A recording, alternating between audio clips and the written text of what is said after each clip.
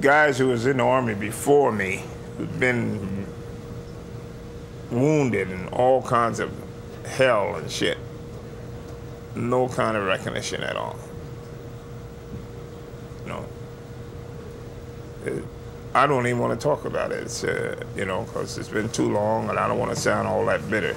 But it was just wasn't right. What happened to us wasn't right, you know.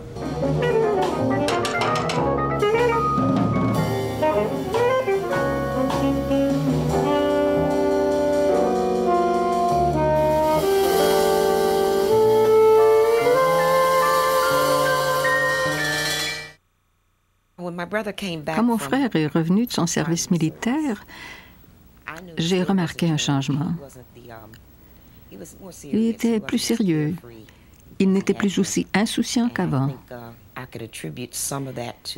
Je crois que c'est en partie parce qu'il était cantonné en Inde, où il y a eu une bagarre. Il a été blessé. Quelqu'un l'a coupé avec un couteau.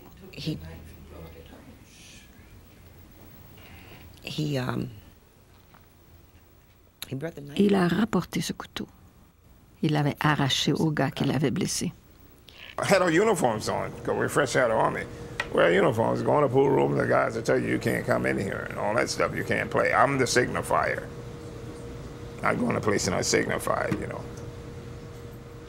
When it gets hot and heavy, I probably end up hitting somebody and running out the door. And when I run to the corner, there'll be about 15 guys behind me calling all kinds of black bastards, we're gonna skin your black, we're gonna do this to you. I run up, when I turn the corner, we had one of our boys was about 6'7".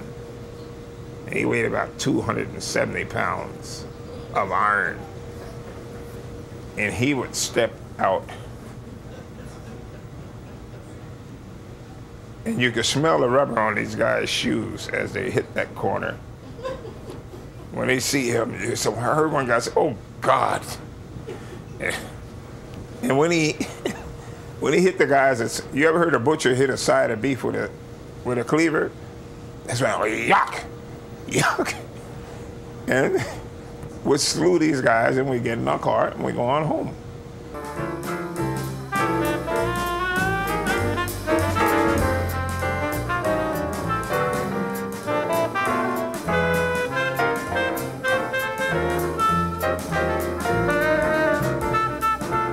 I had to find a way to make a living.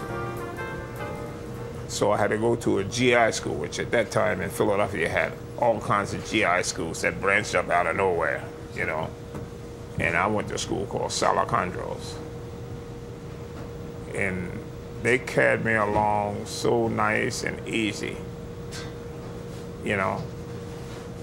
I wanted to play piano, and the guy looked at me and says, "Charlie, you're never gonna make it."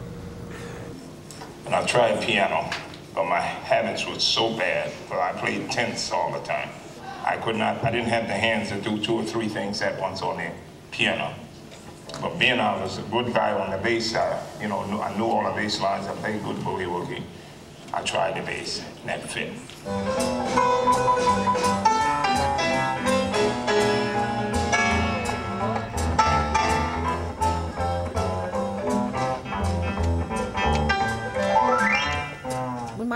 Quand mon frère a décidé d'aller au Canada, je pensais que c'était simplement pour trouver du travail, pour dénicher des endroits où faire de la musique. Il essayait de perfectionner son art. J'étais sûre qu'il reviendrait. Je ne m'attendais pas à ce qu'il reste là-bas. 49,